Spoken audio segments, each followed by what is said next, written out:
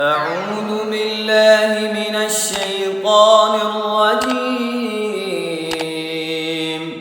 بسم الله الرحمن الرحيم. ياسين والقرآن الحكيم إنك لمن المرسلين على صراط مستقيم تنزيل العزيز الرحيم لتنذر قوما ما أنذر آباؤهم فهم غافلون لقد حق القول على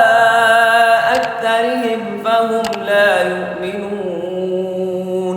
إنا جعلنا في أعناقهم أغلالا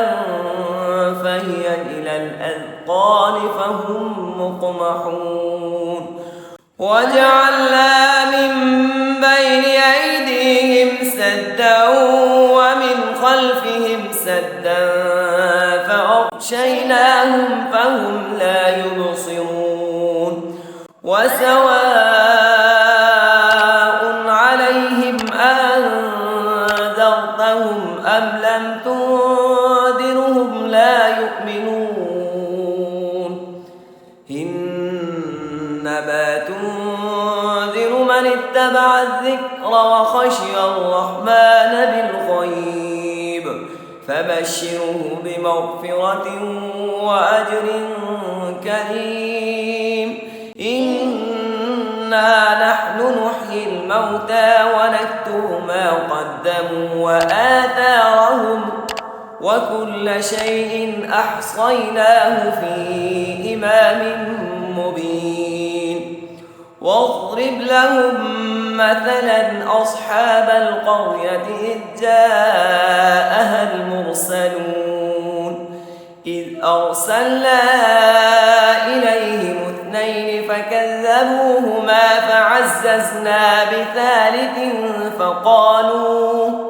فقالوا إنا إليكم مرسلون قالوا ما أنتم إلا بشر مثلنا وما أنزل الرحمن من شيء إن أنتم إلا تكذبون قالوا ربنا يعلم إنا إليكم لمرسلون وما علينا إلا البلاغ المبين قالوا إنا تطيرنا بكم لئن لم تنتهوا لنرجمنكم وليمسنكم منا عذاب أليم